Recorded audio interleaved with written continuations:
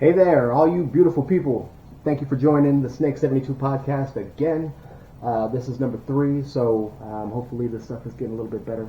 And I just wanted to give a big shout out to the platforms out there. Thank you, Instagram, Facebook, Twitter, and YouTube. Definitely couldn't do any of this stuff without you guys out there. So just wanted to talk to you a little bit about today about some of the things that are going on outside in our country. And the title of this podcast is called Beyond the Mask. So we're going to talk a lot about masks, but most importantly, we're actually going to be talking about some of the behavior that goes behind some of that activity and the mind part of it, and some of the origin, possibly.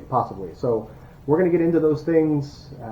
Just wanted to remind you to subscribe to the channel on YouTube if it's something that you want to be notified about whenever there's new episodes, and just to be part of. I think it would be great. And then on the platforms as well, be sure to add me at Solo Snake, Instagram, and on Twitter it's Snake Solo. So definitely look me up. You can see all of the podcasts up there, and it'd be great to get your feedback. Like it on YouTube or don't like it. Definitely one or the other, if you will. Any feedback also is appreciated. I'm going to be out here talking for a while, so it's important to encompass a lot of the thoughts and feedback of the audience out there and everybody in our country and in the world. So definitely wanted to encourage that. And we're going to get right into it. So we're going to talk a little bit about the masks. And the point that I want to make is I know everyone has seen all of the incidents that have been happening out there in the world, in the country, about people that are just freaking out, when they're told to wear a mask or asked to wear a mask, and it gets pretty concerning. Some of the reactions that are there is all the way up to people dying, from being assaulted or shot, stabbed.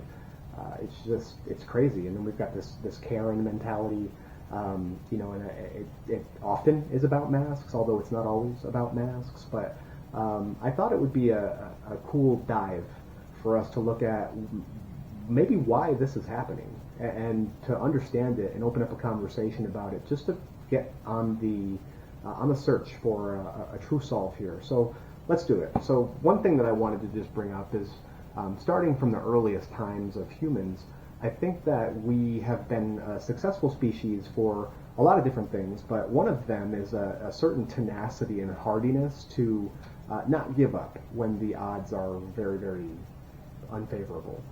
When situations are, mathematically impossible, that often doesn't stop people from trying things and for us to find these new innovations and for us to triumph over adversity in a lot of ways when it comes to survival and evolution and things of that nature. So I think it's ingrained in human beings for us to be to challenge things, to question authority, to question science, to question all these things. So understanding that, could be a baseline for some of the behaviors that have occurred when people are told to wear masks. So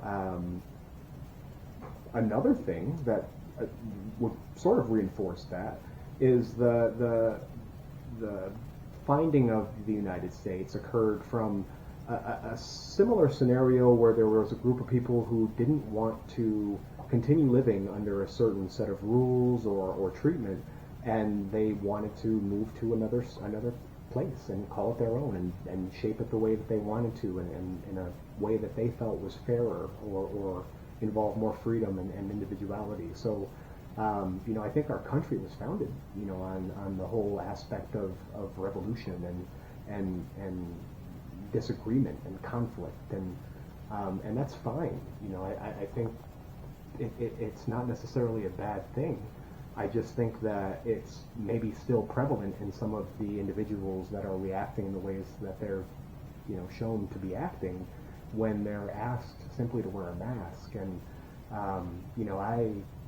I'm not here to spout off a bunch of science or medical statistics or anything like that. I'm not going to debate whether masks are absolutely effective. I think that's a bunch of controversy out there. It's tough to get a bearing of how effective they are.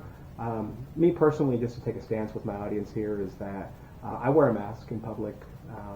I don't find it to be a problem. I don't necessarily agree with the whole concept, and I'm like everyone else. I don't necessarily like being told what to do, but if it's going to save somebody's life, potentially my own life, it's a really easy measure for me to make. And I'll tell you all about a situation that I had where I was going into a store to purchase something, and one of the girls that works at the front desk just stopped me at the door, and said, "Hey, came outside and was wearing a mask, and I forgot my mask in my truck."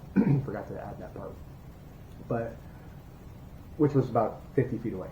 So she came out and said, "Hey, you don't happen to have a mask, do you?" And I was like, "Yeah, I got a mask." And she was like, "Well, you need one to come inside."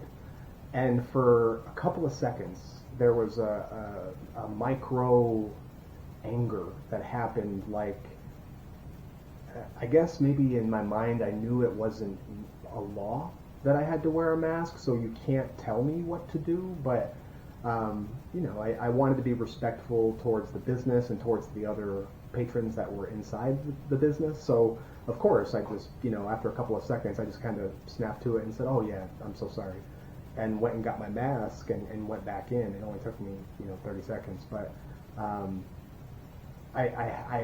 I understand the feeling that happens there, and that's kind of what led me to some of the anchors of what we're talking about now, and the origin is that I think it's kind of a human being thing, and for us to want things to go the way that we want, or not be interrupted, or not be told by another human being what we need to do. But it's kind of silly, it was kind of silly in my case anyway. I'm not going to pass judgment on any of the situations that aren't involving me, but the fact that I got angry about that, and it was just such a small jump for me to go get my mask, and kind of my fault for forgetting it in the first place.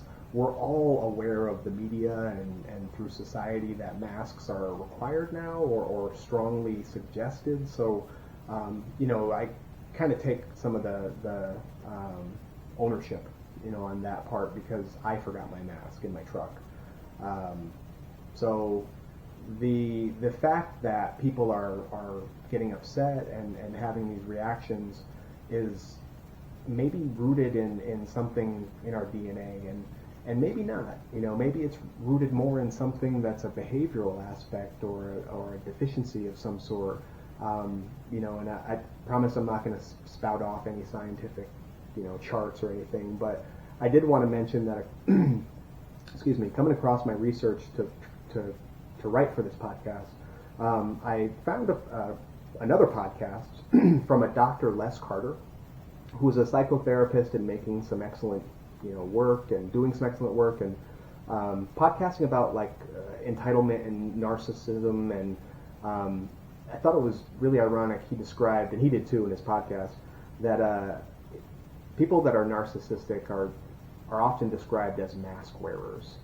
So what a powerful point to make. And maybe the whole issue that we're having with the masks and a couple other things that we're going to talk about has to do with a narcissism that's prevalent in our society, and it has become that's quite possible. So I think that altogether, with the masks, let's try to wear them.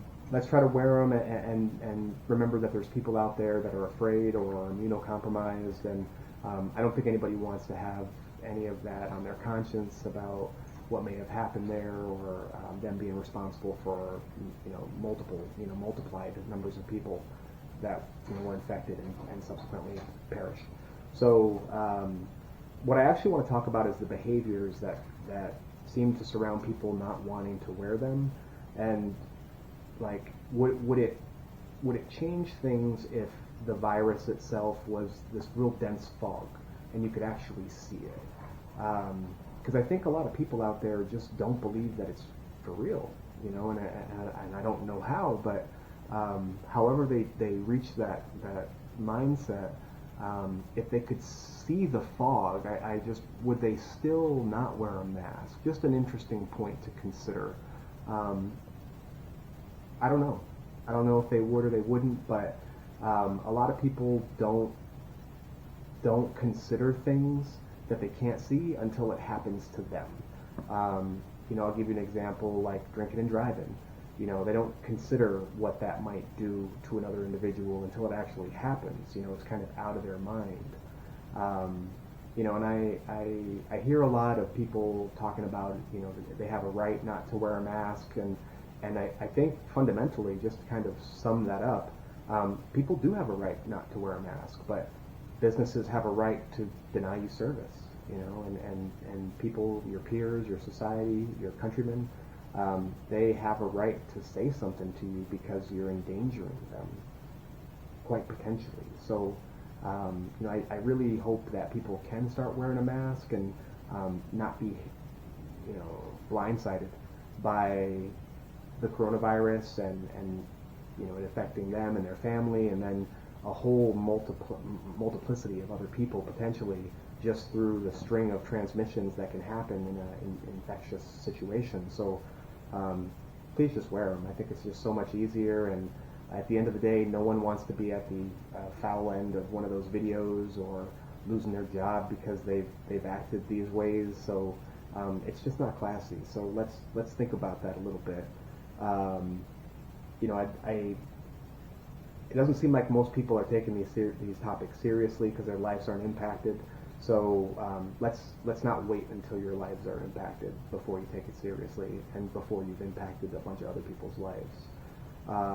So I mentioned entitlement a little bit. So I just wanted to back up and because there was a certain volatility that's been occurring in today's society with even the slightest redirection or disagreement. And I'm not going to limit it to just masks. I think it goes far and beyond, what's happening in the interactions between people, these human interactions. So let's look at what entitlement is. Just grabbed a quick definition from Oxford. Entitlement is the fact of having a right to something. Full entitlement to fees or maintenance should be offered. That was an example. The other one is the belief that one is inherently deserving of privileges or special treatment. So could it be that through a series of different phenomenon that occur, and let's just say in this country for right now in the United States, could it be that it's being bred into people to have this entitlement? I mean, think about music and videos and popular culture and all those things. Like, and I'm not judging them. I don't know. I'm honestly just provoking the thought here. But is there some contributions that happen there towards this entitlement that people seem to have? Could it be that with the digression of human interaction, because of all of these different apps and social media when used irresponsibly, of course, and just the way that people minimize human interaction now through digital means, is that maybe a avenue that creates some of this entitlement? So could be. Just wanted to put it out there. Don't know what I think about it, but I think it's certainly possible. Being over the past 20, 30 years, I think I certainly can say that I've seen things change quite a bit in terms of how people react with each other or people behave with each other, and the way people treat each other. And some of the popular, viewpoints that are out there are a lot different than it was. So maybe things are changing just based on, the things that we're exposed to now and the technology. Maybe it has something to do with parenting. I saw an article or read an article about that, about how there's different types of parenting that, has been influential on entitlement from the children. And as a parent, I thought that was very interesting, and I want to make sure that, I pass that along to the other parents out there, because it might be something that you want to look into also as a possible contributor to those things. So I wanted to also, just kind of move past the masks a little bit. And as I promised you, there are some other things that this entitlement or this narcissism may be part of. So let's just kind of boil it down a little bit and talk about some of the killings that have been happening, across the country, from police brutality. They're definitely horrific, you know, and I can't even watch them anymore. You know, I can just see a little bit before I just got to turn away, and I've seen enough. You know, I think a lot of us have seen enough, but I have to pose this out there, and I don't mean any offense. I just want to open up this conversation. You know, most of the videos that I've seen, if not all of them, there seems to be some behavior from the person that's getting shot that I don't want to make this a long story, but it's doing things that I myself would not do if I was in a situation with law enforcement. You know, so I think that needs to be said. Again, I hope I didn't offend anyone. That's definitely not my purpose here. I'm just hoping to open up the conversation and some perspectives here, and that we just start really talking about it. So, you know, and I'm going to say it in a couple of different ways, but you know, I think that if you understand the types of people that sometimes law enforcement has to deal with, and how dangerous they may be, or how horrific or you know, just horrible, terrible things that they may do, maybe to children. I mean, it's just they see quite a bit there. So, you know, I think that even that aside, some of the behaviors that are happening by these people that are getting shot and killed, you know, it's very volatile, and maybe it has something to do with that entitlement that you can't, you know, you can't do this to me, or you can't, you know, you can't arrest me or handcuff me, or whatever the case may be.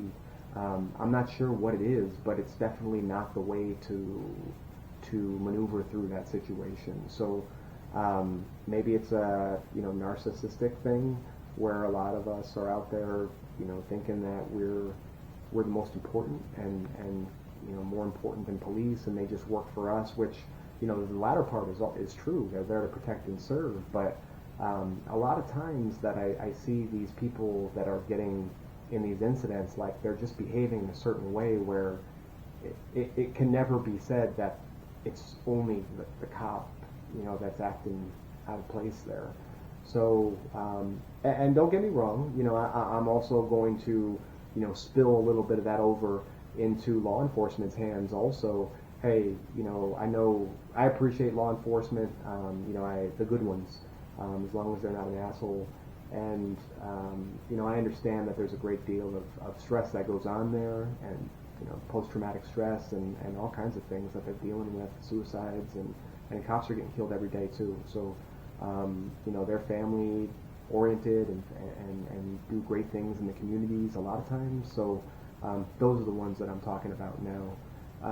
But what I'm going to say about the entitlement part is that a lot of times I understand that the person that they're arresting or trying to talk to, or whatever the case, may be acting unprofessional, but in those scenarios, it's the law enforcement officer that's the professional, and has to be professional. And some of the reactions, or you know, just maybe it wasn't even a reaction, maybe it was just the initial action from the officer, seemed to be a little bit, actually not even a little bit, a lot of it excessive. So when it comes to the entitlement part, and kind of to circle back and tie those two together, it's that I've talked to a lot of law enforcement, you know, and through the correctional system when I was part of it as an employee. I think that there's a club or you know, a certain culture that exists there that says, hey, you know, I'm a badass, and if you don't comply or conform to what I'm telling you, I'm gonna rough you up, or I'm gonna break your arm, or I'm gonna tase you. And a lot of times that may not be necessary. I'm not gonna make the judgment call, but it sure seems that way. So you know, what I wanted to say is that law enforcement is there to protect and serve, and that's a job that they chose to do. You know, these people that they're apprehending or trying to have an interaction with, they're just trying to live their life at the same time. So, you know, there's a different dynamic that happens there, but I think there's a clash of two entitlements that happen there, where the one acts, the other reacts, and law enforcement is trained and has firearms with them. So I mean, who's the winner typically? And I just wanted to open that up, and hopefully that was received well by all parties that I'm talking about. Boiling it down again here in the end is, if you don't want to get shot or assaulted by cops, then just learn the process and go through the process like anyone else. There are ways to make complaints and to protect yourself there. And for law enforcement officers, you got to find another way, than the aggressive and physical, dangerous, weapon handling. Not everybody's a criminal. I know you're dealing with some pretty nasty individuals out there, but you got to remember that not everybody is that. Regardless if they look that way or if they seem like they might be that way, I'm holding it to you to be the professional there, and that's kind of what we're going to rely on you for. The trust and the interactions that are happening between the public and law enforcement are more tense than I've ever seen them. And part of the solution might be for both sides, to give each other a break, and understand the dynamic and the atmosphere that's happening out there, and what it takes or what can be done so that it stops happening. So the entitlement part, obviously it spans into the masks and people freaking out about not wearing the masks. I wanted to offer you an avenue still, if wearing a mask isn't your thing. If someone does ask you to wear a mask or denies you entry, please understand that everyone in the country right now is doing the same thing, would do the same thing. So it's not anybody singling you out, but if you can't get in somewhere or somebody says something to you about not wearing a mask, I'm going to ask you to just find somewhere else to shop or to frequent, because I don't want it to open up into another altercation and potentially a homicide. So just wanted to put that out there. That's going to wrap up our Snake 72 for today, but within the next 3 days there'll be some new stuff. We've got an interesting topic that I think you'll like coming up, and another fusion project that I'll keep you posted about. But please like, share, subscribe, all those things that you can to help me understand that it's reaching people. I hope it helps, and I hope we all make it out of this thing safe and intact. So until the next episode, thank you for joining me again.